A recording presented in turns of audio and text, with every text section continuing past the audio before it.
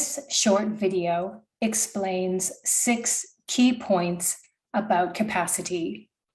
The first key point is that capacity means the ability to make a decision. Capacity means having the ability to make a particular decision at a specific time. Some decisions are simple and routine. Other decisions are more complicated. In general, a person is considered able to make a particular decision if they can do several things. 1. Understand information relevant to the decision. Second, understand the main choices available to them. Third, weigh up the consequences of the choices. Fourth, understand how the consequences affect them. And fifth, communicate their decision. If a person has difficulties with their memory, they need to be able to remember information long enough to think through and make a decision. The second key point is that the law says we should presume that people are able to make their own decisions. The law is based on a presumption of capacity. This means that adults in our society should be considered able to make their own decisions. People living with dementia are entitled to the benefit of a presumption of capacity. A diagnosis of dementia should not make us assume that a person cannot make their own decisions. People with dementia say they feel devalued when other people step in and try to make decisions for them. The third key point is that we need to recognize factors that can affect a person's capacity. We should start from a presumption of capacity, but also recognize risk factors that can affect a person's ability to make decisions. Dementia is a risk factor, but the diagnosis alone does not mean a person is unable to make decisions. We should pay attention to other signs that may indicate difficulties with making decisions. For example, a person with dementia may wish to see a solicitor to make or change their will. A will is an important legal document that sets out our wishes for what happens to our money and property after we pass away. The solicitor should not assume the person lacks capacity to make a will just because they have a diagnosis of dementia. Instead, the solicitor should consider things like, can the client give a consistent account of their assets, including money in bank accounts and property they own? After the solicitor explains the law about making a will in plain language, can the client accurately describe the law in their own words? Is the client able to clearly express what they want their will to say? This means that the client is able to speak for themselves. A family member or other person does not do the talking for the client.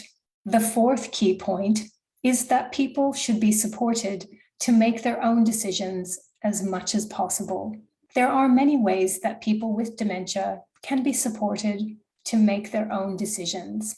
Some good ways to support decision-making are: provide information in a way that is easy to understand. For example, for decisions about medical treatment or legal matters, make sure information is explained in plain language.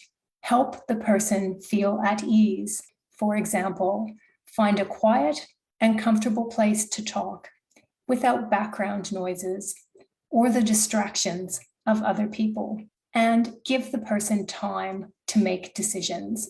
In this module, you can access a guidebook on supported decision-making designed for people living with dementia, family members, and carers.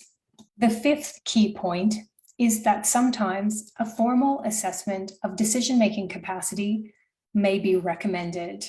If a person appears to have difficulty making decisions, healthcare or legal professionals might recommend a formal capacity assessment.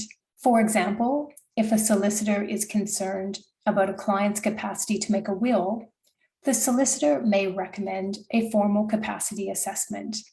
As another example, if a person with dementia is in hospital, a capacity assessment might be part of planning their discharge. This might focus on whether the person has capacity to make decisions about where they live.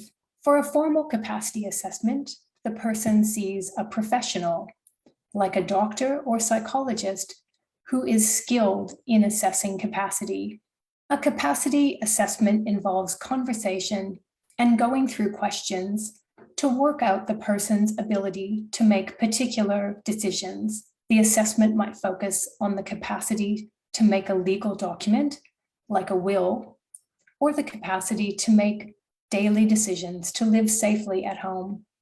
Assessing a person's capacity should focus on their ability to understand and weigh up information and make choices.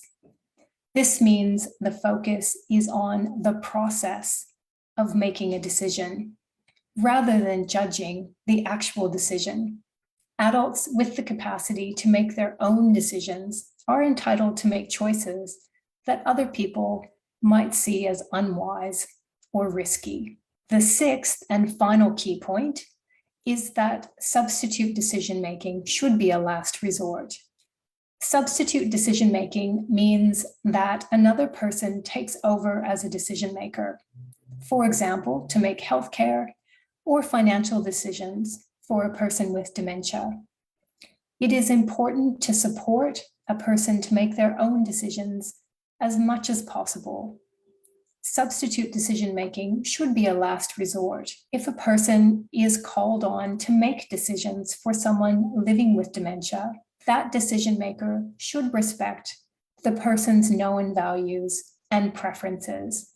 The law gives us the right to plan ahead and choose the people we trust to be our substitute decision makers. Another video in this series explains advanced personal planning, where you will learn more about your legal rights to plan ahead. This video has explained 6 key points about capacity.